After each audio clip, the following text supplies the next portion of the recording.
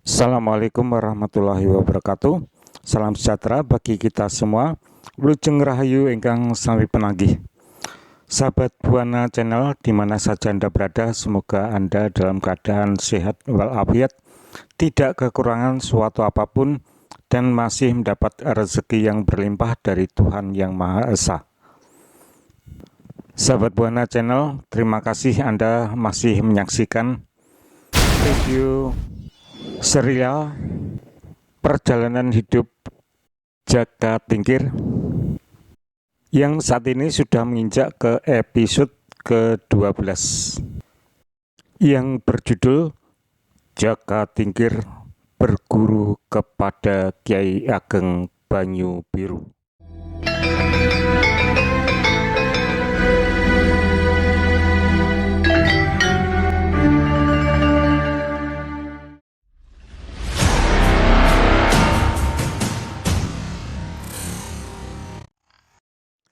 Kyai Ageng Banyu Biru adalah pemimpin sebuah padepokan, yang padepokan itu jika sekarang berada di Dusun Sarean, Desa Jati Ngarang, Kecamatan Weru, Kabupaten Sukoharjo, Jawa Tengah. Sampai akhirnya Kyai Ageng Banyu Biru meninggal di sana dan dimakamkan juga di tempat tersebut. Begitu juga dengan istrinya Nyai Gadung Melati dan putrinya Roro Sekar Rinonce juga dimakamkan di sana dalam areal makam Banyu Biru tersebut.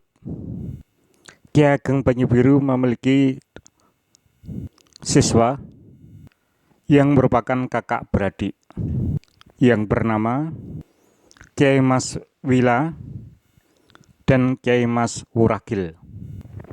Dan ada juga seseorang yang berguru kepada Kyai Ageng Pengging, seorang pemuda yang keturunan Raja Majapahit yang terakhir, Bri Kertabumi, yaitu yang bernama Kyai Mas Manca.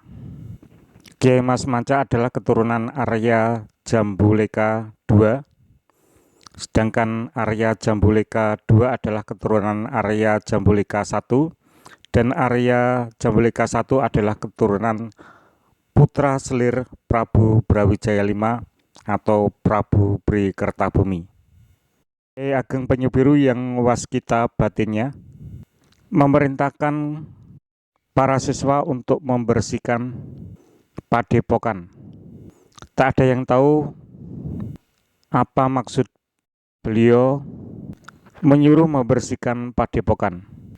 Hanya Kyai Mas Manca yang diberitahu bahwasannya sore hari nanti akan datang seorang tamu keturunan Prabu Brawijaya V atau Bri Kertabumi yang hendak berguru ke padepokan tersebut.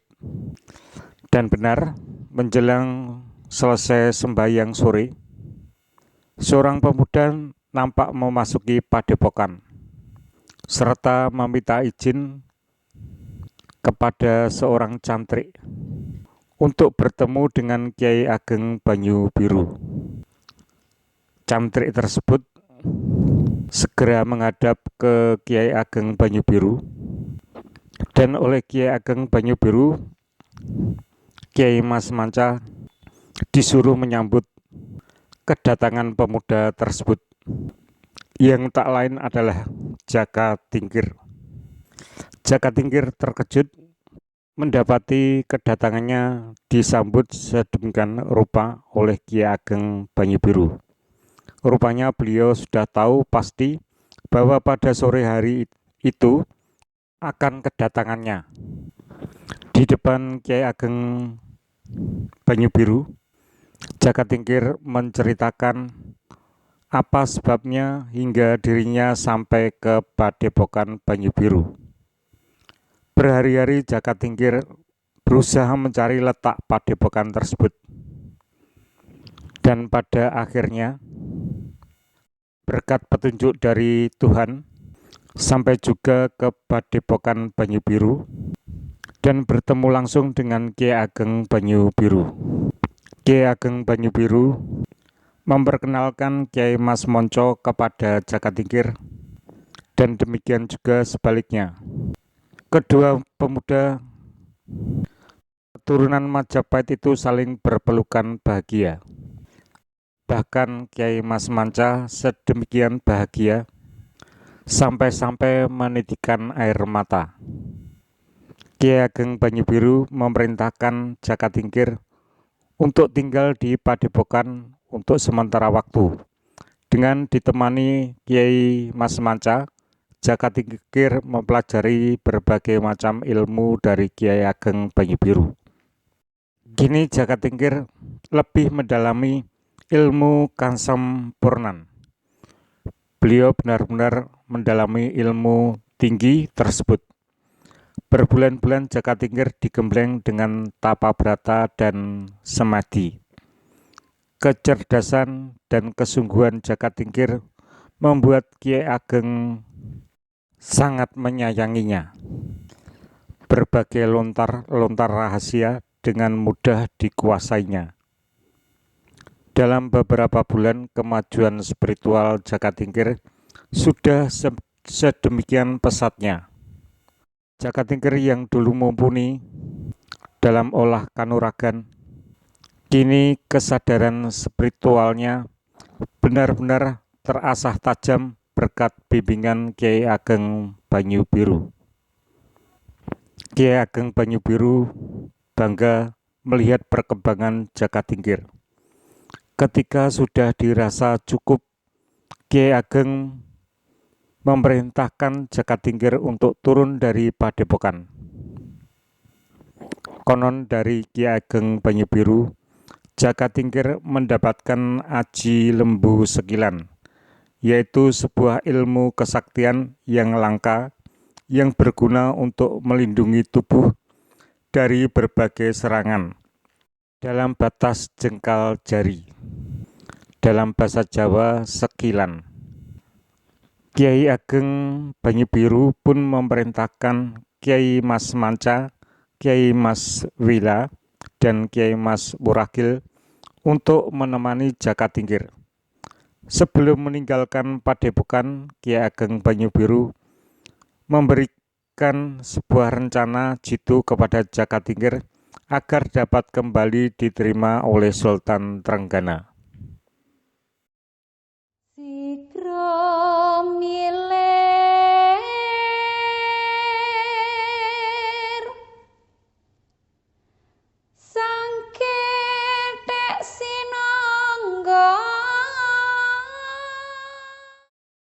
Pada hari yang telah ditentukan, Jaka Tingkir, Kyai Mas Manca, Kyai Mas Wila, dan Kyai Mas Wuragil berangkat dengan tujuan mereka adalah Pegunungan Prawata. Pegunungan Prawata adalah pusat pemerintahan Kesultanan Demak sebelum Demak Bintara. Untuk mempersingkat perjalanan dari Banyubiru ke Pegunungan Prawata, keempat pemuda memilih menghindari jalan darat.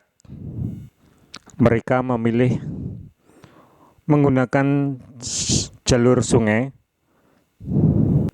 yang konon Kyai Ageng Banyubiru telah menyiapkan rakit dan perahu untuk menuju ke Pegunungan Prawata.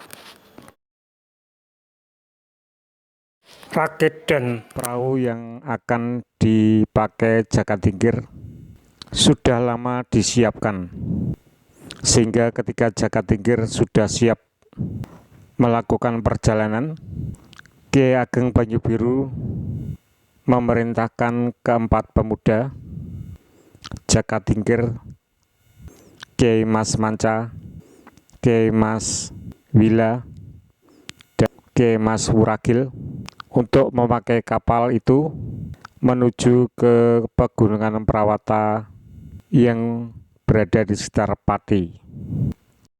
Namun oleh Kyai Ageng Banyubiru, sebelum sampai ke Pegunungan Prawata, Hendaknya keempat pemuda tersebut untuk menziarahi petilasan dari Prabu Brawijaya V atau Bri Kertabumi yang berada di alas atau hutan Ketonggo yang berada di Kabupaten Ngawi.